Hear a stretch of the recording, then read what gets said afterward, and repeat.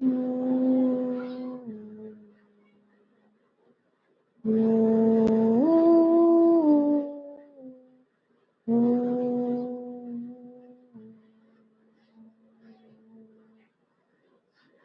yourself and there is the world.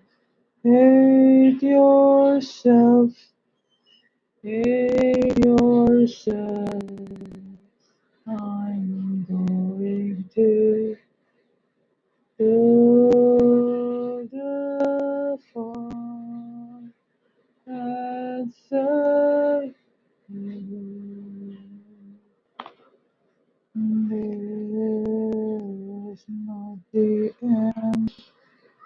I am going too far, far away. Hate yourself, hate know yourself.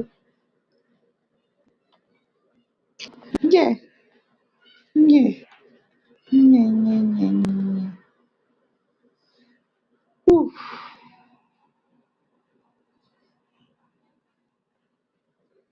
So, in this commentary for today talagang exceptionable.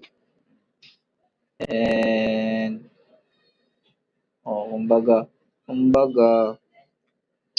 ah, nakakawalang gana totally. Kaya, yung sarili mo totally nun ay talagang mawawalan ka ng gana at bigla kang malilimutan mo yung pangalan mo totally nun tapos lalayas ka na.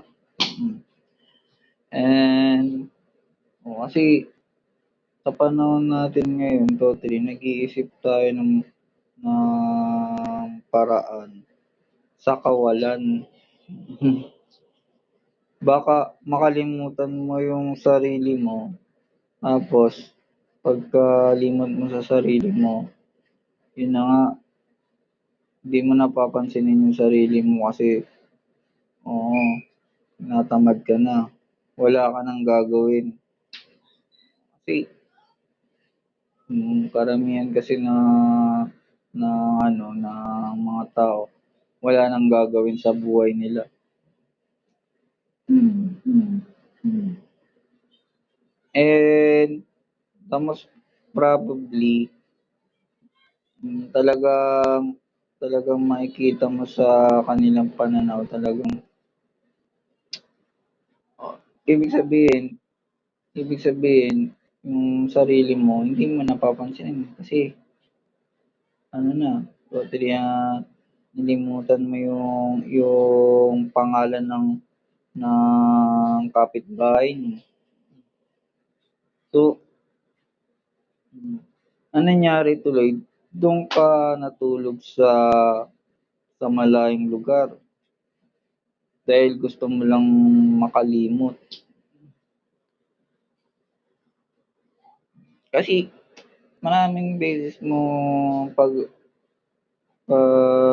kumbaga kumbaga, yung kumbaga lumayo ka sa problema, ganyan. Kaya hindi ka naman totally naglalasing pero at saka yung 'pag pinagbawal talaga ng Diyos, bawal. So, kumbaga ayaw mong makinig. Ma kaya, ang worry totally ni God sa atin, wala naman tayo sa pagiging maka-Diyos. Hmm, lakas tama. Eh yung mga gamit na yan, itigil niyo na yan. Hmm, kasi magsisisi ka pa sa huli tapos kawawa ka naman, yung sarili mo yung kinakawawa mo, 'di ba? Kaya ka lumalayas at saka lumalayo.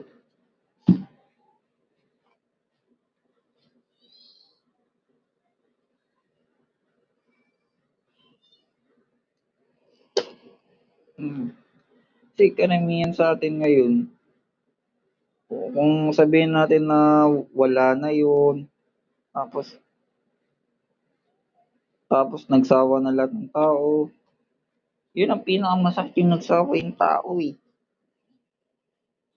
Eh, sa pinapananaw natin yung 'pag nagsawa yung isang tao wala ng paki sa'yo, mga gano'n. No carry kasi kung hindi kumbaga nakalimutan ka na. Hmm. Ang masakit dun totally nun, hindi ka papansinin, mukha kang tanga, tapos tapos ano, bigla kang nilayuan. Ang masakit dun kasi ang pananaw sa'yo walang halaga. Yun ay kumbaga manginginom, manlalasing, 'di ba? Anong gagawin layuan ka, 'di ba? At ang turing sa'yo gawin ka lang basurahan. Yan ay masamang impluwensiya yan.